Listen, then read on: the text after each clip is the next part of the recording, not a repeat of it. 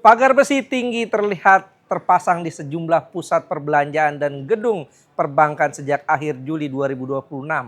Kemunculannya di beberapa kota besar memunculkan perhatian publik, terutama karena waktunya berdekatan dengan beredarnya informasi mengenai rencana aksi massa pada Agustus 2026. Di Surabaya, pagar dipasang di sejumlah pusat perbelanjaan, antara lain Pakuwon City Mall, Royal Plaza, Tunjungan Plaza 1 hingga 6, serta Pakuwon Mall, Surabaya. Tingginya beragam, mulai dari sekitar 2 hingga 5 meter. Pemandangan serupa terlihat di Jakarta, Mall Kota Kasablanka, Blok M Plaza dan FX Sudirman memasang pagar atau perimeter di bagian tertentu. Sejumlah gedung bank milik pemerintah di kawasan Selipi, Jakarta Barat juga memasang pembatas di sekitar bangunan. Pagar tinggi turut ditemukan di beberapa pusat perbelanjaan di Yogyakarta dan Surakarta. Di sejumlah lokasi, ujung pagar dibuat lancip dan dilengkapi tambahan besi pengaman. Pemasangan secara hampir bersamaan kemudian dikaitkan dengan kekhawatiran terhadap kemungkinan demonstrasi dan gangguan keamanan.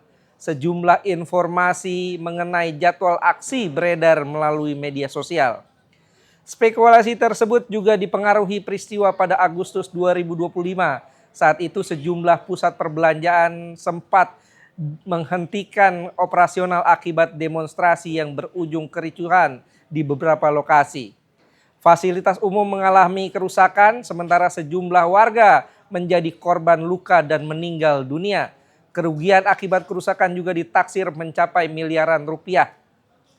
Meski demikian, pengelola pusat perbelanjaan menjelaskan pemasangan pagar tidak semata-mata berkaitan dengan potensi aksi massa. Asosiasi Pengelola Pusat Belanja Indonesia atau APPBI menyebut tujuan utama pagar adalah mengatur arus keluar dan masuk pengunjung. Tanpa pembatas, pengunjung dapat memasuki kawasan mal melalui berbagai sisi. Kondisi tersebut dinilai berisiko terutama bagi pusat perbelanjaan yang berada di kawasan dengan lalu lintas kendaraan padat.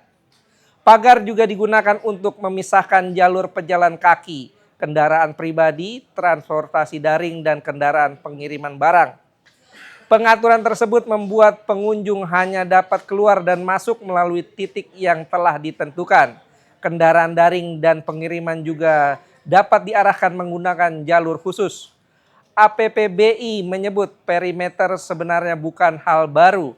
Sejumlah pusat perbelanjaan telah menggunakan pagar sejak awal pembangunan sebagai bagian dari sistem pengamanan kawasan. Mal yang berada di pusat kota atau berdekatan dengan lokasi demonstrasi juga membutuhkan batas pengaman yang lebih jelas. Pagar menjadi bagian dari manajemen risiko untuk menjaga pengunjung, karyawan, dan aset gedung.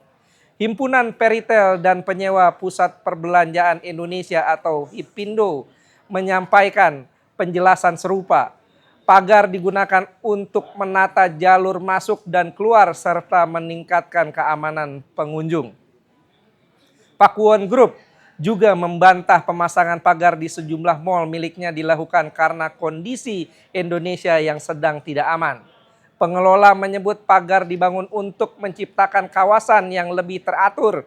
Keberadaannya juga melindungi taman dan fasilitas di sekitar mal dari kendaraan ataupun pengunjung yang melintasi melalui jalur tidak semestinya. Di Pakuwon Mall Surabaya, pagar digunakan untuk mengendalikan kendaraan daring dan aktivitas pengiriman barang. Sebelum pagar dipasang, kendaraan disebut kerap masuk melalui jalur yang tidak diperuntukkan bagi mereka. Pemerintah daerah turut merespons fenomena tersebut. Gubernur Jakarta Pramono Anung menilai pemasangan pagar kemungkinan dipengaruhi kekhawatiran pelaku usaha terhadap situasi keamanan. Namun dia meminta pemasangan pagar tidak dilakukan secara berlebihan.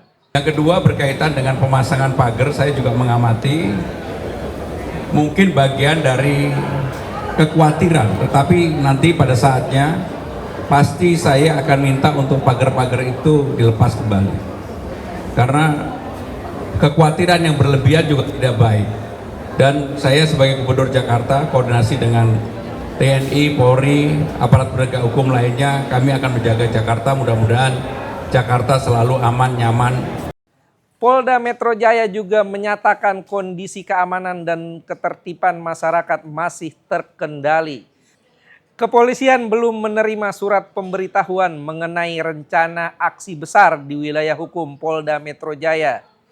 Meski belum terdapat pemberitahuan aksi, pemantauan tetap dilakukan terhadap informasi dan ajakan yang beredar di media sosial.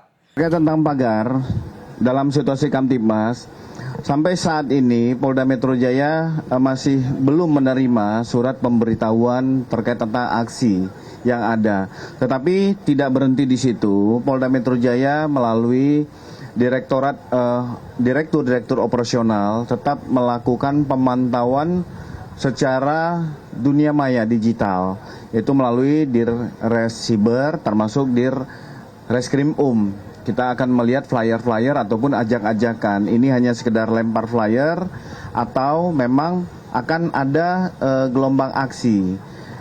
Kami juga akan berkoordinasi dari analisa perkiraan intelijen terkait tentang situasi terkini. Tetapi perlu kami sampaikan bahwa situasi sampai saat ini masih bisa dapat dikendalikan.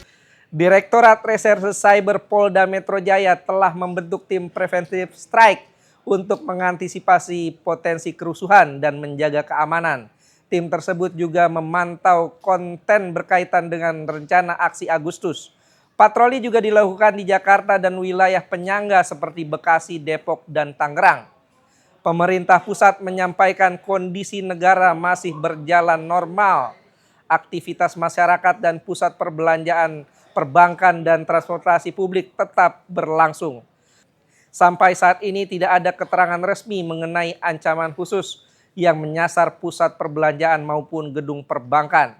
Aktivitas pusat perbelanjaan dan layanan publik tetap berjalan normal di Jakarta, Surabaya, Yogyakarta, Surakarta, serta kota-kota lainnya. Demikianlah headline iNews.id hari ini. Update terus berita-berita terkini di iNews.id. Saya Abdul Haris, sampai jumpa.